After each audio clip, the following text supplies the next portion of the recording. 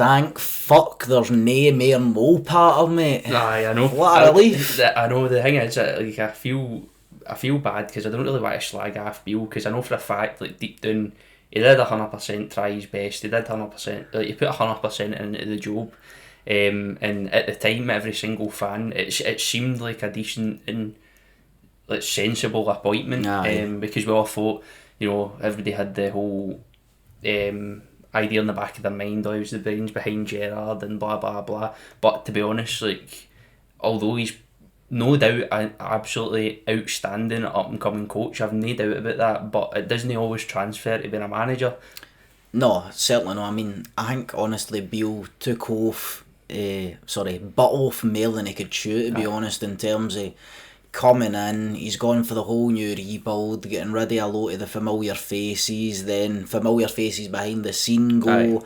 It's all down to him, and I think ultimately, like, it's so much more of a workload to be the manager, to be basically head scout and pick your whole team, get everything set up, manage the players and try and coach them on the park.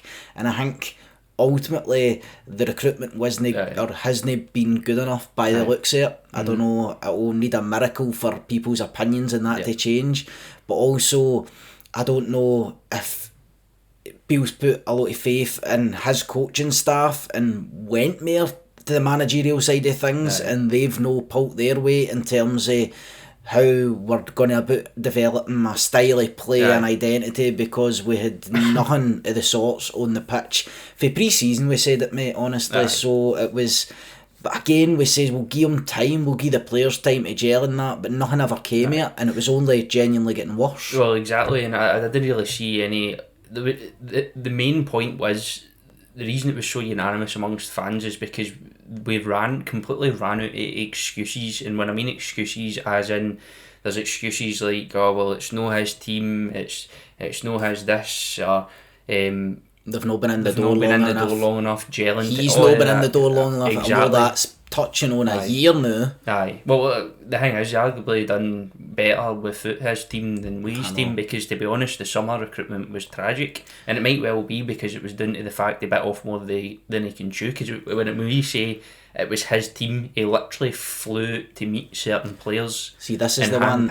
This is the biggest problem for me, because now we've got rid of Beale, but we're left with all the players that he's signed, and I know that a lot of the weight of the responsibility falls on the manager, but I can't help but think to myself, he's only a part of the problem. Like, removing Beale and his backroom staff doesn't solve the problem entirely, because now you're left with a bunch of players, an interim manager in the meantime, a new manager who will come in who has got a bunch of players who are definitely no firing.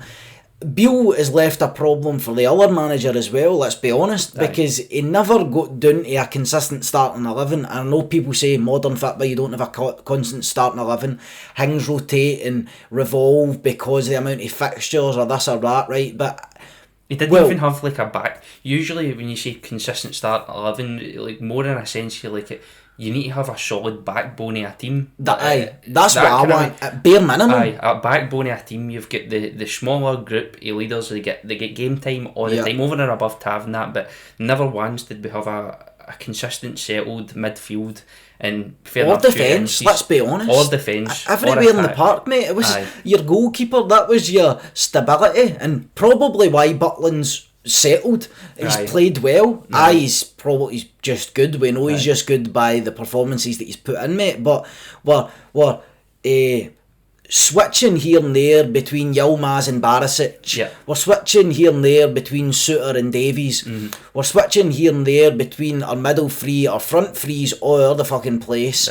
Again, there is injuries in the middle of the park and up top as well, but I think that's no an excuse that's going to give him any comfort, because it's no, honestly, a reasonable excuse, because he had the time at the start of the season where all his players were there and fit, and it still wasn't happening. I mean, the thing is, the only benefit for any new manager coming in, and this is my opinion, but I think it's pretty much a get out of jail free card, because when you've got when Beale built that starting 11, it was built around a specific formation, even though it was built around a narrow front three. It's a very narrow formation, and that's why he wanted to build it, right? He get rid of wide players, both narrow players. And to be honest, any manager coming in would probably look at that and go, right, I'll try and get as much width, I'll try to play the way I want to play as much as I can with the players I've got.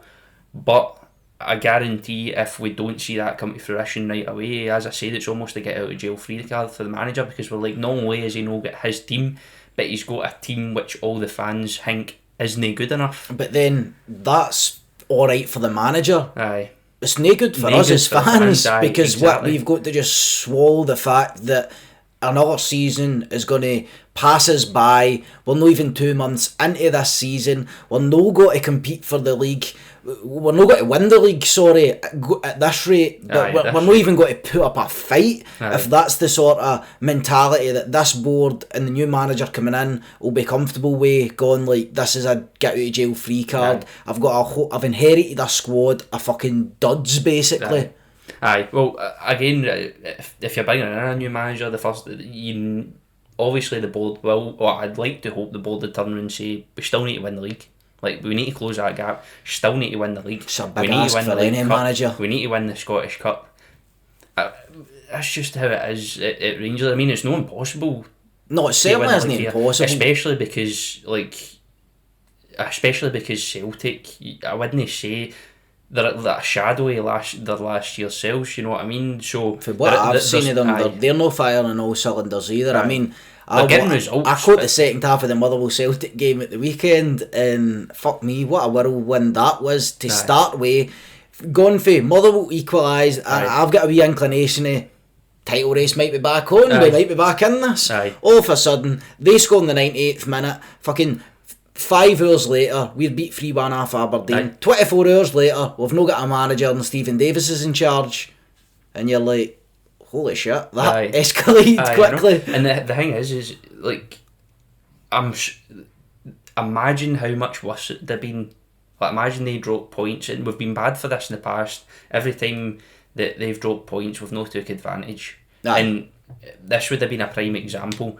But 100%. Even if they did draw at the weekend, it wouldn't have changed the outcome. It wouldn't have changed anything. Normally, you would think if they drew or dropped points, our players would be fired up by that. Let's go.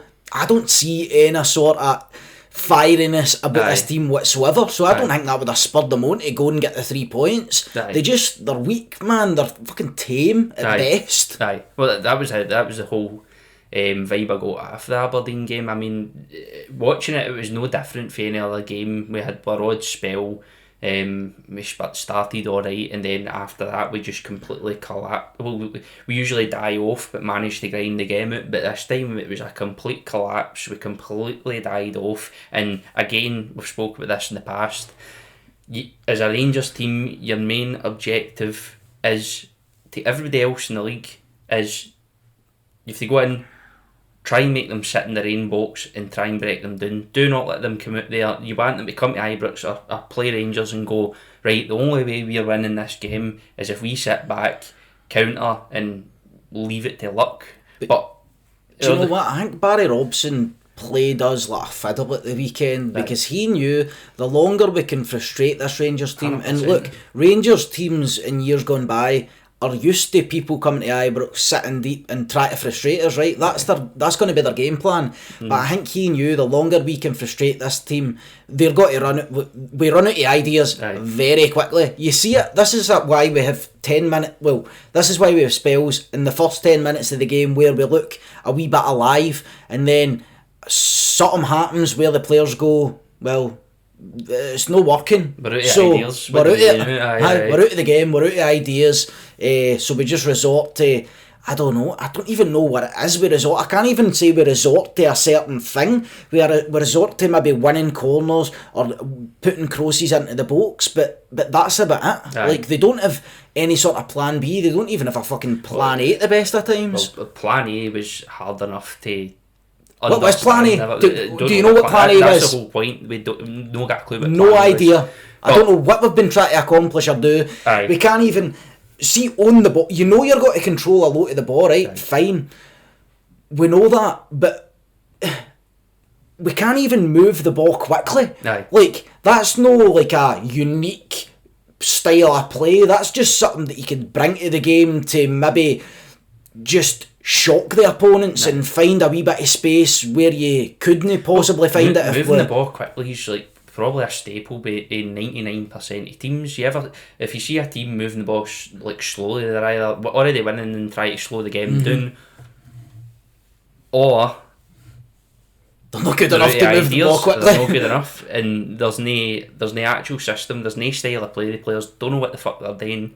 They don't know what to do next, and that's kind of vibe I got for it. And the thing is, like, I think the massive stumbling block for Beale was then when those situations happened where he'd bring on Suter off the bench well, to try and change the game. It's almost as if he'd realised, like, shit, we're going a bit flat here, and instead of like either holding off a bit and assessing the situation, he would just make these impulsive, wacky substitutions, formation changes.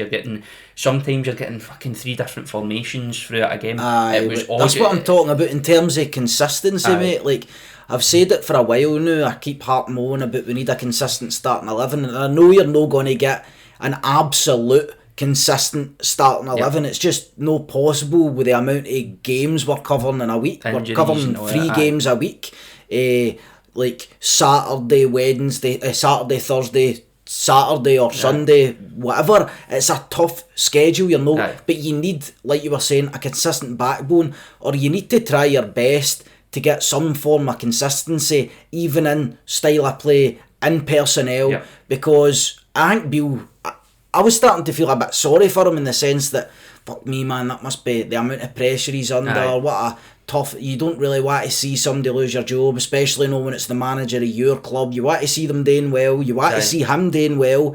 But I'm also thinking he's shot himself in the foot as well.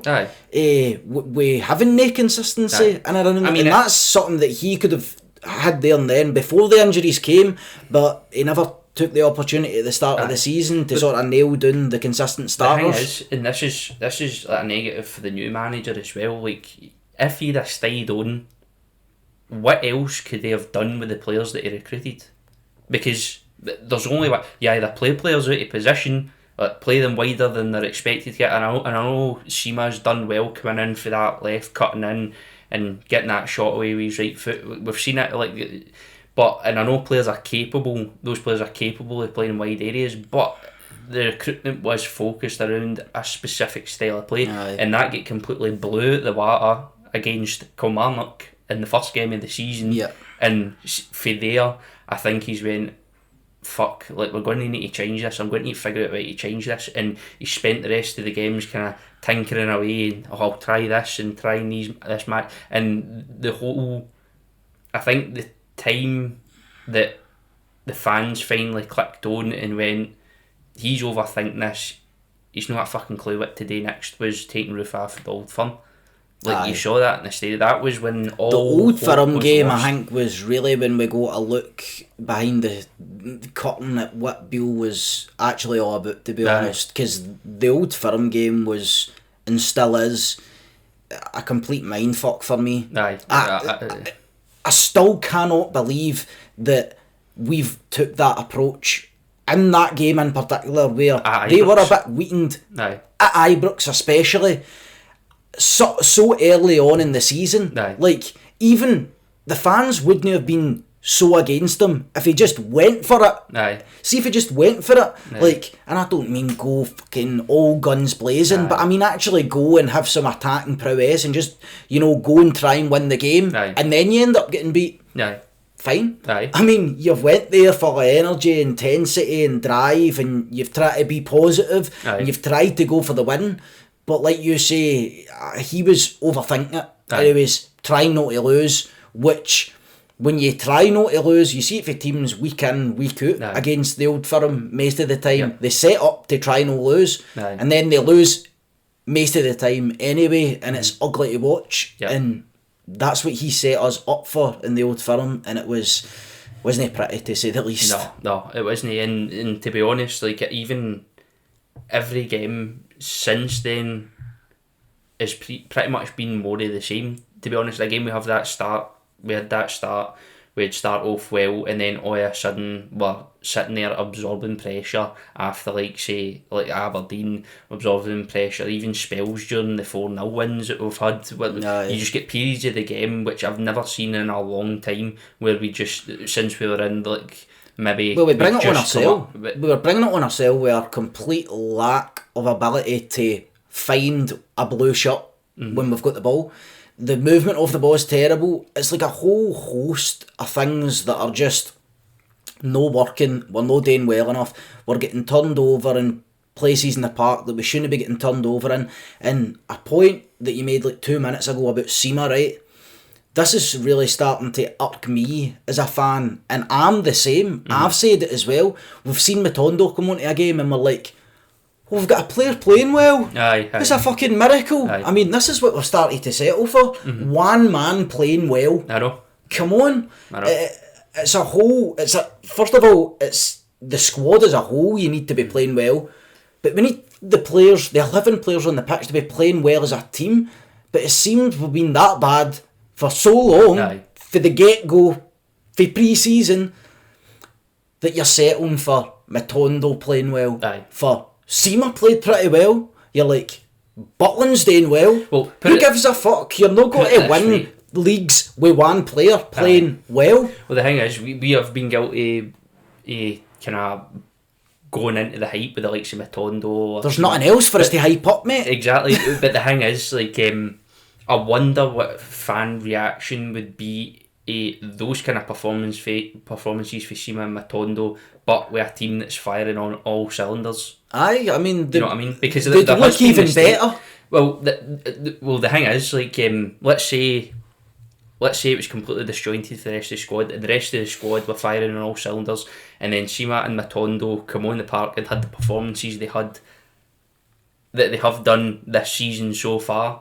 Would you still be kind of going, aye, oh, they're coming on to a game, like one of our key players, or would they look average and probably have these like, right, well, need to swipe them? Because to be honest, there's still mistakes in Matondo. There's still obviously hundreds of mistakes in Seema. He's took a while to get and fired. big glamours, man. It's not that, it's the level, the consistency, the quality. Because Lammers, sometimes when he's got the ball at his feet, I'm like, is this the best dribbler of a ball I've ever seen? Aye. And then 2 minutes later, it's hitting off his fucking knee, on his head, back on his horn and shit like that. And like, there's no consistency in the performance levels. And it's tough to say as well, because now, I said at the start of the season, how can you judge an individual's performance when you don't know what the system is? You can't judge an individual based on just his performance alone. You can't judge one guy when the 10 other guys are slacking around about him. It's not possible. Believe it or no, there's probably a system out there where Dessers will play well. It'll be hard to find, but there's you probably find it, a by system. the way. I think you've been on that fucking Football Manager too long, sir. But that's what I said. Like, if we've not got a clue how we're playing, what MD's job is, what MD's role is, then it would be tough. Well, with the exception of Dessers, who's just been shite. It's going to be tough to judge players when they've not really got a specific what. You can't say, oh, he's shite or he's good. Well, what's his job? If we're going in the park and playing the way we're playing, where we're just kind of winging it and we're boiling it down to the fact that, who's got a decent touch and who can string a pass together, who can hit the target. That's a low fucking bar. The job for the next manager, right, is he needs to get this team playing like a well-oiled machine. They need to be playing together. There needs to be some sort of cohesion within the unit. You need to be able to see, right, when a new manager comes in, first thing they'll say to the players, right, this is what I'm about, here's the rules, this is the way I want to play, this is how I want to move forward, and you get the players to buy into that. I cannot see a world where Beale went in to Rangers, sat the players down and went, right, this is how I want to play a narrow formation, blah, and I know for a fact players who are experienced, so like say Tav Goldson, are probably sitting there going, well, that's not going to fucking work, is it? See, the thing is, it's bad for Beale's CV what's happened up here, right? And that's not just results based. That's honestly predominantly performance based. Because you expect that managers from time to time will go through rough periods, right? But I've said it so many times already, but from pre-season until now, there's been nothing to show that, oh, he's trying to get them to do this. He's trying to get them to... So I don't know if Beale's trying to be too far ahead of where he is as a manager and adopt this Guardiola-based style where... But you need the players to do it, but just you all know what you're doing, so just go out there and do what you want. You're just going to float about, be everywhere all at once. We don't have that luxury. No. We don't have the players to do that. No. I don't know if that was what he was trying to do. I don't know what he was trying to do. That's the fucking problem. That's the problem I was trying to make there. I don't know what he was trying to do. For all we know, I don't know what we were trying to do. Maybe giving the players far too much freedom to the point where it was completely disjointed. That's what I'm thinking. A common theme during the games where you see players floating about positions, and Beale said that before, he wants to play that kind of fluid rotational football. Well, we'd done it with Gerrard, but I would say it was mostly the front three that done that rotation. You could see it in sections in the team. You know what I mean? If you had a midfield rotation and you had midfield players dropping back to covering help for your fullbacks. You had whole midfielders, you had box to box midfielders, and then you had a front three where you'd have like Kentridge floating in the inside, Morelos is out in the left. But I'll tell you what, see if you're playing that sort of style in the park, you need to be willing to work your balls off for the person who you need to be covering. Because if everybody's rotating constantly, there's constantly going to be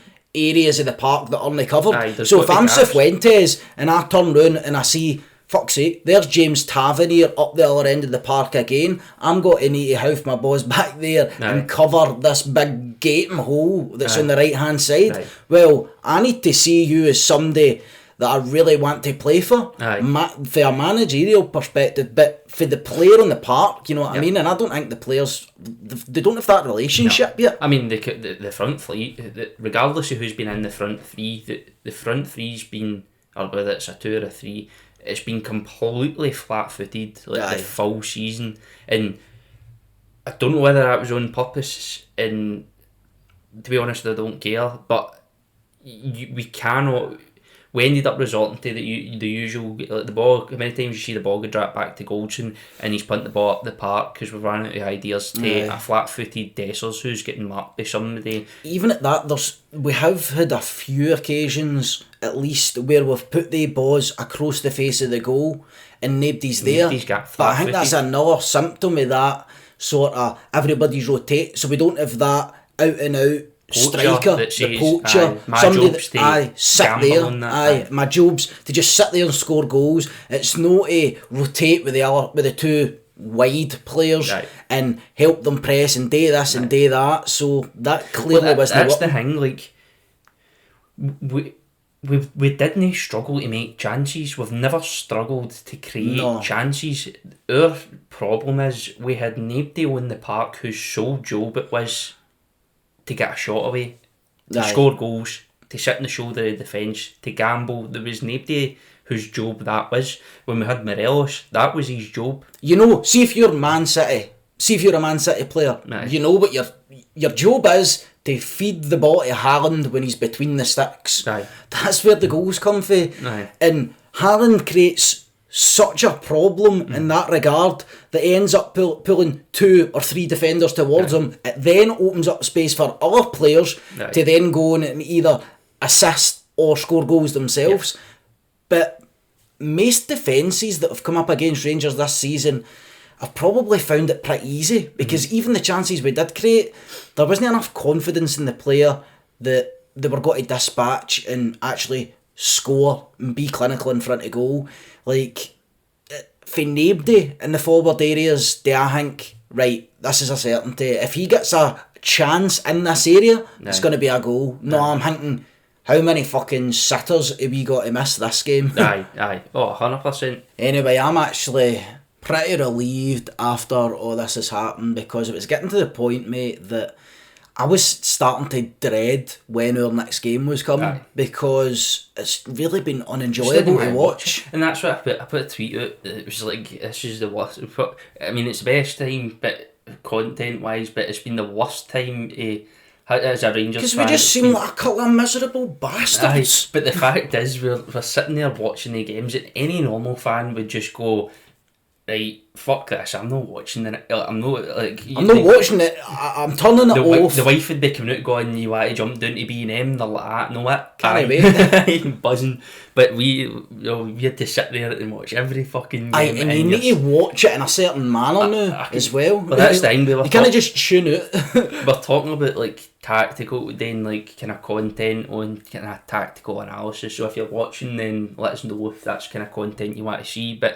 And I sat there thinking, like, the way I like to do it is you look at a manager, the way they want to play, and then you look at the performances on the park and try and kind of analyse and discuss what they're trying to do, what players' roles are. Where it's gone well, where it's failing. How the fuck do you do that with Beale? Like, how would you have done that? I'm sitting watching games going, there's no tactical analysis to be done here. No, I know we're playing a narrow 4-3-3 or a 4-3-1, whatever it was. That's the biggest tip that Beale's got to take for his time up here, is that any other club looking to recruit a manager, when Beale's name's in the equation, if they look back at some of your performances, that'll be a hard ask. And I don't know if there's any QPR fans watching who could probably sit there and go, well, he tried this or that at QPR, and whether it did or didn't work out, but because there's no way he'd came for QPR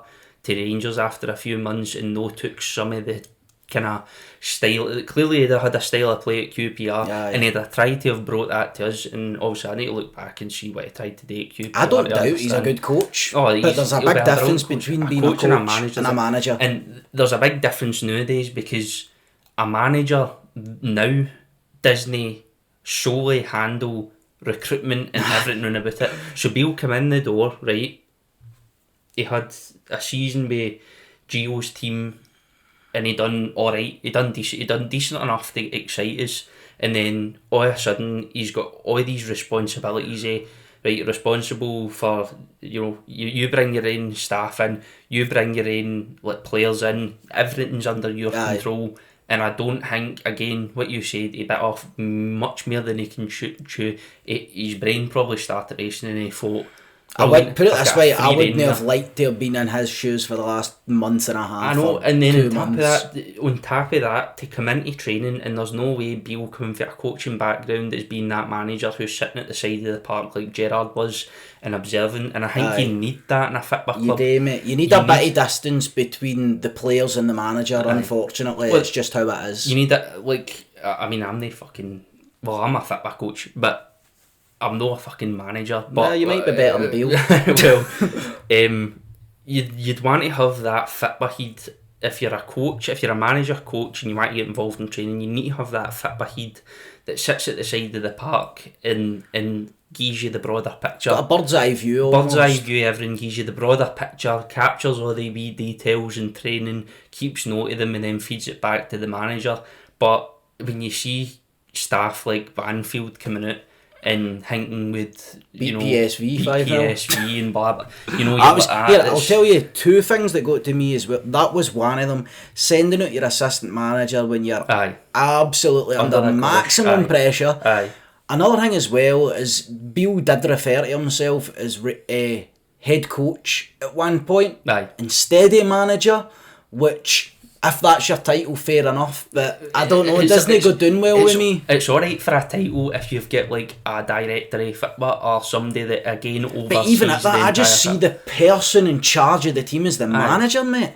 If you're the manager, you need a team like Rangers. That's we might as well, what do we set? Would you be set up for a player manager? Maybe fucking Stephen Davis will pull on his shirt on Thursday. I think he's a better chance at success. All this experiment's proved, and I know Rangers are going out to look look for a director of football, and rightfully so, because I think if anything, this has proved that you can't have a one-man band. It doesn't work nowadays. No. It might have worked back in the day where you can give managers a free rein of everything, recruitment a lot. Football's nowadays, moved on massively, mate. you can't. I just don't think you can do it. It's completely.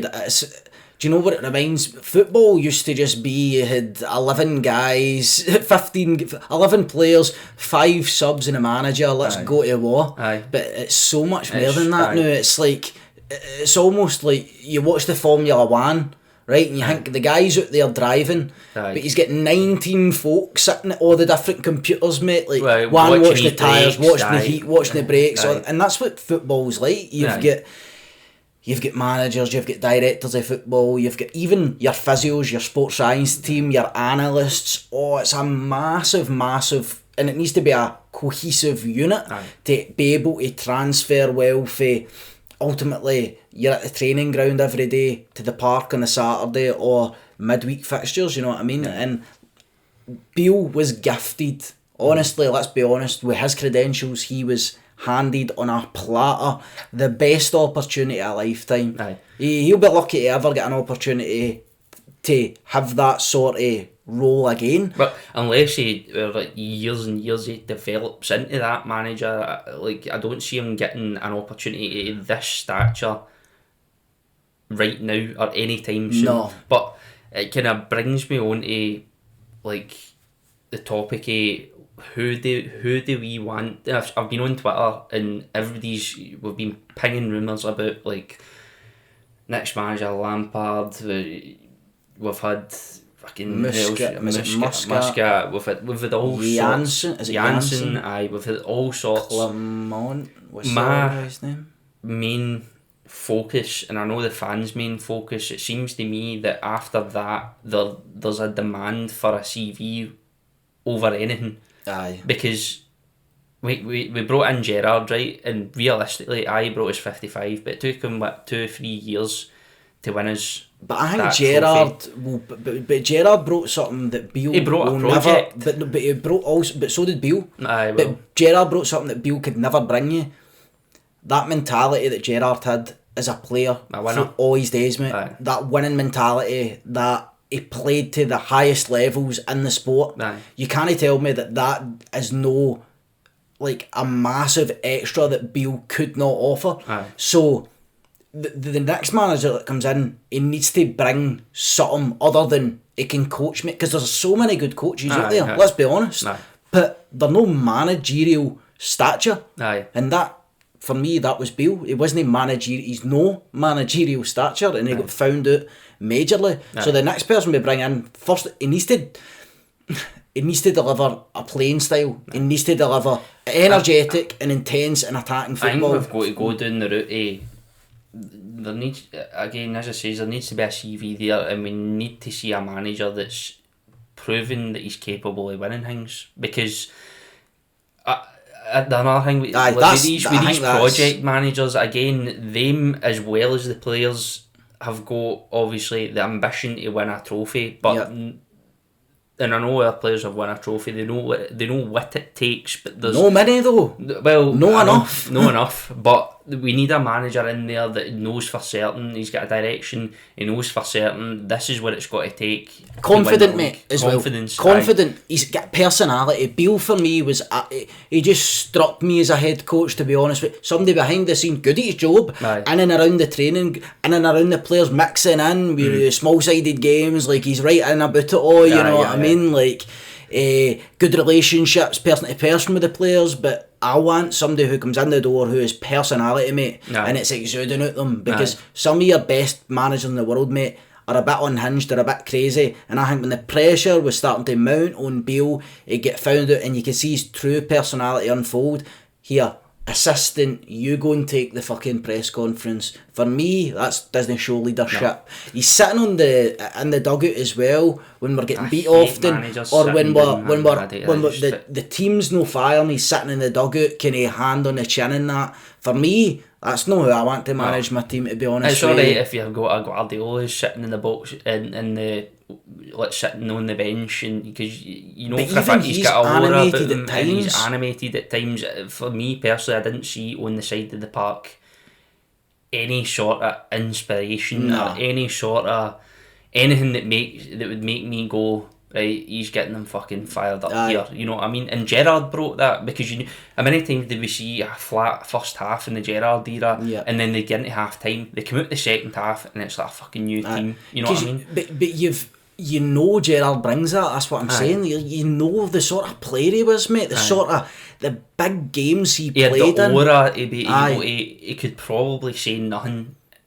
and get a reaction out of the players. And I just don't really, again with these project managers, I just don't really see them being able to do that. When you're a team like Rangers and you're expected to win every game, and regardless of when we're in Europe, like nowadays when we're in Europe and in the Europa League, we're still expected to win and compete every game, whether it's likely or no. We're expected to compete to the highest level. But we're the number one seed in that group, mate. So, and we've already beat probably who are going to compete with us to win the group if we can actually perform in Europe. You know what I mean? Which hopefully Stephen Davis in the door, albeit probably temporarily, almost definitely temporarily, unless things turn out madder than they already have been. But Stephen Davis is an odd man who knows what Rangers is all about. He knows what it's like to play. Alex Ray as well, and I've no doubt there'll be some fucking harsh words getting dished, especially because they know they're only in there for a limited time. They're not there to make friends. No, but Alex Ray, I know for a fact he'll be like, I'm here for a limited amount of time. This team need a bit up the arse. Because they're also, let's be honest, fans of Rangers. So it hurts them probably as much as it hurts us to see the team in such a bad state, in a bad way, and to have a direct access to influence change right now in terms of Davis and Ray and Smith. But I think you need that, regardless of who the manager is next. I think we need that tie. I mean, we had Jimmy Bell, who no doubt whoever came in that door, every manager said, he's always a shoulder to lean on in terms of, like, even explaining to players the tradition of the club and what's expected. He's been through the standards, setting the standards, and you need setting that. the standards. And somebody actually commented in one of the video that we need Rangers men, and then I seen there was like a mad argument, folk going like, because you need X, Y, Z, as if it was like getting political or religious or something like that. And I'm like, no, nothing to do with that. Absolutely not. No, we need people who are Rangers men who maybe did grow up supporting Rangers in and around the club, because they know what it's like to support Rangers. They want the team to do well, not just for a business point of view or a CV point of view, but because they've got heart, they've got skin in the game. I think a lot of folk, when folk say, we need a Rangers man, they think in charge. Not necessarily in charge, you just need them in the club, involved heavily in the football side of things, be there to give an opinion about up the arse, be somebody to remind the players what's been expected in the past and what's expected for the fans at all times, because a lot of players will come into this club, and I know for a fact the squad's full of players they know who have come in who don't quite grasp the standards required, and probably there's been a lot of nervous performances as well. 100%. Because I don't really see anybody in there the now. I mean, obviously there's players in there the now that have been with us for fucking ages, but I don't really see MD in there the now to kind of almost enforce like tradition and expectations on the player and be there to give that boot up the arse. There's nothing. Well, I don't see it. The thing is, I don't see it on the park at all, mate. And you don't know what goes on behind the scenes, but whatever's going on the now isn't working. So change has happened. Change has needed to happen. We move on to Thursday. Hopefully we can get a win. Hopefully in this interim period up until the international break it doesn't fall apart any more than it already has, and then here's hoping we appoint the right man going forward and move on and try and make this season as much of a success as it possibly can be. Aye. So if you enjoyed the podcast, remember to like and subscribe. Also, we've added a little buy me a coffee link down in the description. You might have seen the wee graphic pop up there. So it'd be great to have your support. All the links to our socials are there as well. So see you next time.